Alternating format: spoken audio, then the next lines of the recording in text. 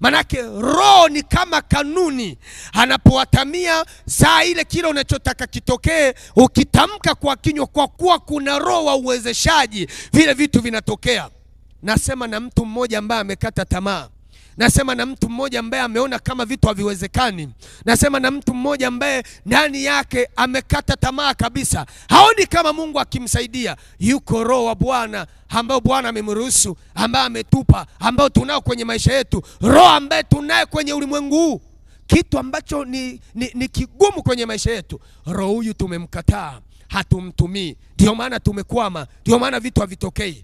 Lakini unapotumia kanuni hii ya kuruhusu roho wa Bwana kwenye jambo lolote unalolifanya, kwenye kitu chochote unachokifanya, kabla hujaanza ukaruhusu roho wa Bwana atamie, ukaruhusu roho wa Bwana akae, ukaruhusu roho wa Bwana atamie hapo, manake vitu lazima vitokee.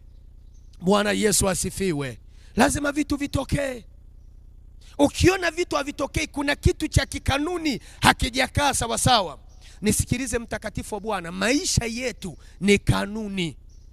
Unapotaka kitu kitokee, lazima ujue kanuni ipi unasimama nayo ili kitu hiki kitokee.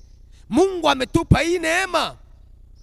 Hii ni kanuni ya ajabu sana kwenye uumbaji. Manake Mungu ametufanya sisi wanadamu tuwe muendelezo wa uumbaji chini ya jua.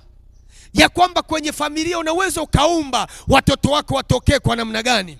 Kwenye familia unaweza ukamsemea mume wako, ukamsemea mke wako ya kwamba atokeaje. Manake lazima uijue hii kanuni ya roho wa Bwana kuatamia. Unaweza ukatokea ukasema, natamka roho wa Bwana atamie juu ya watoto wangu, roho wa Bwana atamie juu ya familia, roho wa Bwana atamie juu ya biashara, roho wa Bwana atamie juu ya mke wangu, mume wangu, roho wa Bwana atamie. Na kisha kuatamia, tamka unayotaka kutamka yatokee. Ndio maana somo linasema tabiri juu ya vitu vilivyokufa. Neno vitu vilivyokufa ni vile vitu ambavyo haviwezi kuzaa, haviwezi kuleta matokeo ambayo unayataka.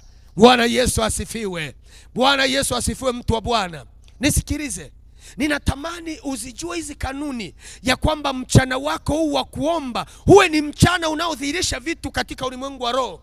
Huwe ni mchana ambao ukiachilia Roho Mtakatifu, nataka niseme na wewe, wakati wajua kupunga, kuna vitu vitakuwa vimeshatokea kwenye maisha yako. Bwana Yesu asifiwe. Sasa nisikilize mteule wa Bwana. Ninataka tuende kuomba. Na maombi haya yawe ni maombi ambayo unaruhusu roho wa urejesho katikati ya vile vitu ambavyo vimekwama mahali, vimekuwa stagnant, vimekwama, haviwezi kuzaa tena, haviwezi kuleta maongezeko. Unaenda saa hiyo unamwambia roho wa urejesho atamie. Inawezekana ni biashara